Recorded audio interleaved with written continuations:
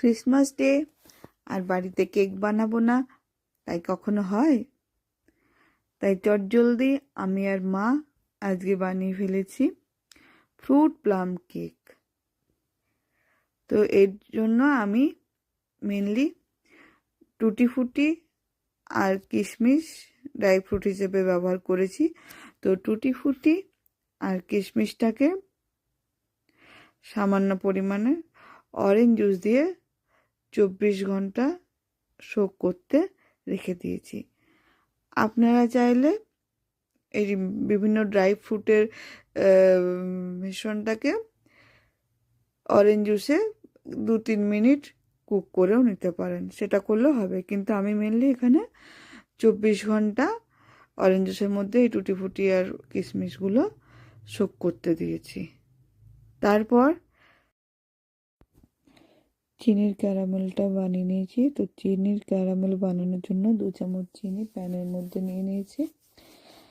তারপর মা চিনিটাকে প্যানের মধ্যে চারিদিকে ইকুয়ালি ডিস্ট্রিবিউট করে দিল, যাতে সব দিকটা সমানভাবে গ্যাসের আঁচ পায়। আর এটা লো ফ্লেমের মধ্যে চিনি ক্যারামেলটা বানানো হয়েছে। তো প্রথমে কিন্তু কোনো রকম জল অ্যাড করা হয়নি। প্রথমে প্রায় 5 থেকে 7 মিনিট এরকম লো ফ্লেমে চিনিটাকে রেখে দেওয়া হয়েছে। তারপর সেটা আস্তে আস্তে গললে ব্রাউন কালার নিয়েছে এবং তারপর গ্যাস বন্ধ করে জল অ্যাড করে দেওয়া হয়েছে। তো এটা আমাদের চিনির ক্যারামেল বানানো হয়ে গেল।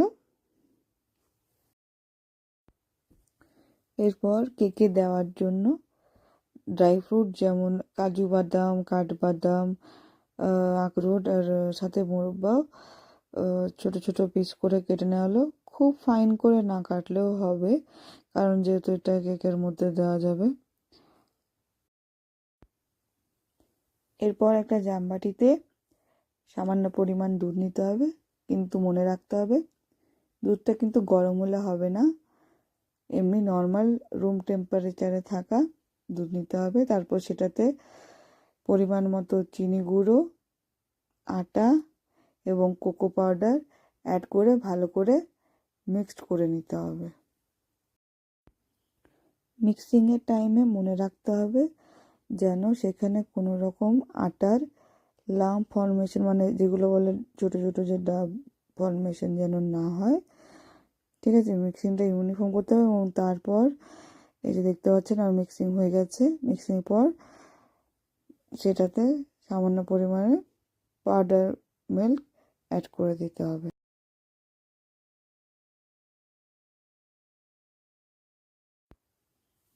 এরপর কেকের ব্যাটারটাতে টুটি ফুটি, শোক করে রাখা টুটি ফুটি আর কিশমিশ, চিনি ক্যারামেল, মোরব্বা আর পরিমাণ মতো দারচিনি,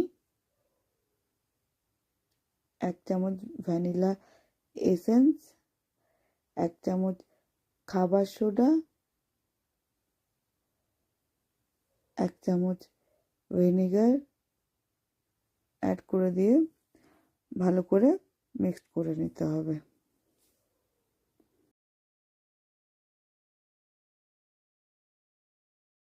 এরপর একটা বাটিতে চারিদিকে সাদা তেল বুলিয়ে নিয়ে সেখানে কেক পেপার বা যে কোনো সাদা পেপার দিয়ে কভার করে নিতে হবে। আমাদের কাছে যেহেতু কেক পেপার ছিল না, সাদা পেপারটাই ইউজ করেছি। তারপর সেটাতে কেকের ব্যাটারটা ঢেলে দিতে হবে।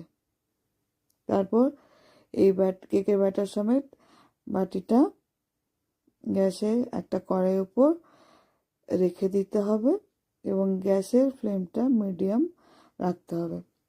তারপর বাটিটা কড়াইয়ের মধ্যে রেখে দিয়ে ঢাকা দিয়ে দিতে হবে। এরপর কেকটা বেক হওয়ার জন্য আমাদের প্রায় 40-45 মিনিট, দরকার প্রায় 1 ঘন্টা ওয়েট করতে হবে। প্রথম 20 মিনিট পর আমরা সেই কেকের উপর বিভিন্ন রকম ড্রাই ফ্রুট দিয়ে নিজের ইচ্ছে মতো ডেকোরেশন করে নিয়েছি। 20 মিনিট পর গ্যাসটাকে লো ফ্লেম করে দিতে হবে। তারপর প্রায় 40 মিনিট পর টুথপিক অথবা নাইফ নিয়ে আপনারা কেকটাকে চেক করে নিতে পারেন যে এটা বেক হয়েছে কি না। যদি টুথপিক বা নাইফের উপর কেকের ব্যাটারটা লেগে যায় তাহলে বুঝবেন এখনও বেক হয়নি, আর যদি না লাগে কেকের ব্যাটারটা টুথপিক বা নাইফের উপর তাহলে বুঝবেন আপনার কেকটা পুরোপুরি বেক হয়ে গেছে। যেহেতু আমাদের কেকের ব্যাটারটা অনেকটাই হয়ে গিয়েছিল, তাই মা বলল আরেকটা কেক বানিয়ে নিতে। তো আমরা আরেকটা সেম প্রসেসে ফ্রুট প্লাম কেক বানিয়ে নিয়েছি।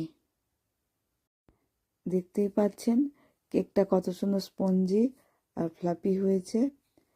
তো আপনারাও চাইলে এরকমভাবে খুব কম উপকরণে বাড়িতে ফ্রুট প্লাম কেক বানাতে পারেন। বাই দ্য ওয়ে, সবাইকে মেরি ক্রিসমাস। সবারই বড়দিন ভালো কাটুক, এনজয় করুন। Thank you.